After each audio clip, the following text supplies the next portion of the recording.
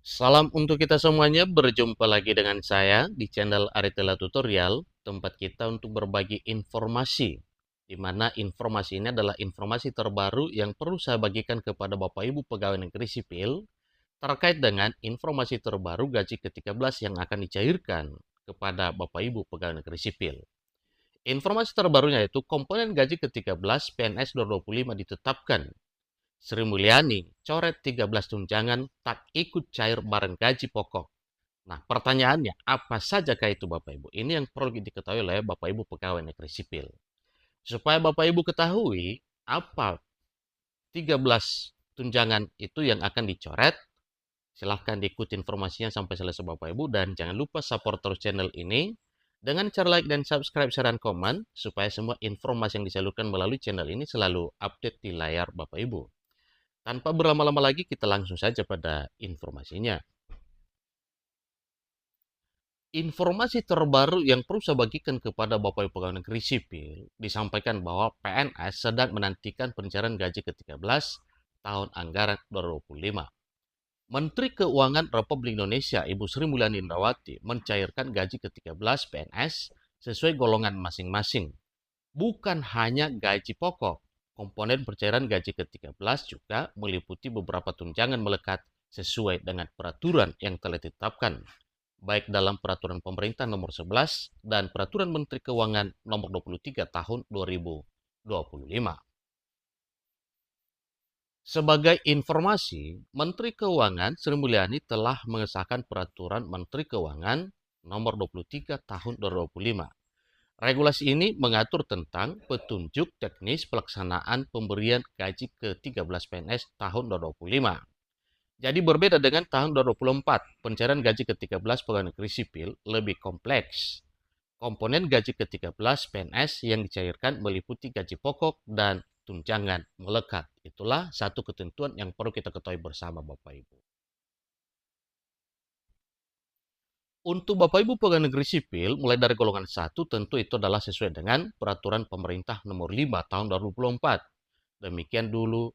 Demikian dengan PNS golongan 2, golongan 3, dan golongan 4. Jadi dalam hal berapa yang akan diterima oleh Bapak Ibu, satu ketentuan dalam Peraturan Pemerintah Nomor 11 dan Peraturan Menteri Keuangan Nomor 23, yaitu berdasarkan yang diterima oleh Bapak Ibu pada gaji bulan Mei atau bulan Juni 2025 tahun ini. Sesuai dengan topik pembicaraan, disampaikan bahwa ada yang berbeda dengan pencairan gaji ke-13 PNS tahun 2025 ini karena tunjangan melekat juga ikut dicairkan. Beberapa tunjangan melekat yang menjadi bagian dari gaji ke-13 PNS tahun 2025 meliputi tunjangan keluarga, tunjangan pangan, tunjangan umum, dan tunjangan kinerja bagi ASN pemerintah pusat.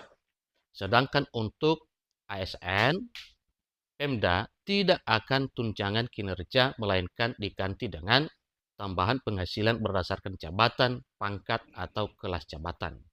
Nah, Bapak Ibu, ini perlu kita ketahui juga bahwa tunjangan ini juga disesuaikan dengan kebijakan fiskal masing-masing instansi.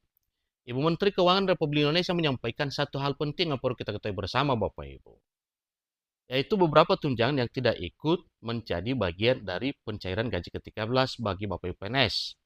Mengacu pasal 13 ayat 1, beberapa tunjangan yang tidak ikut dicairkan pada saat pencairan gaji ke-13 PNS sebagai berikut. Ini yang perlu diketahui oleh Bapak Ibu Pegawai Negeri Sipil. Yang pertama adalah ada insentif, kemudian insentif kerja, tunjangan pengelolaan arsip statis, tunjangan bahaya, tunjangan risiko, tunjangan kompensasi atau tunjangan lain yang sejenis, tunjangan pengamanan, tunjangan khusus bagi guru dan dosen.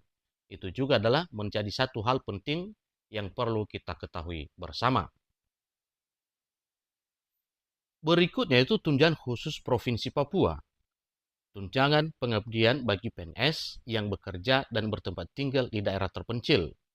Berikutnya, tunjangan operasi pengamanan bagi prajurit TNI dan PNS yang bertugas dalam operasi pengamanan pada pulau-pulau kecil, terluar, dan wilayah perbatasan.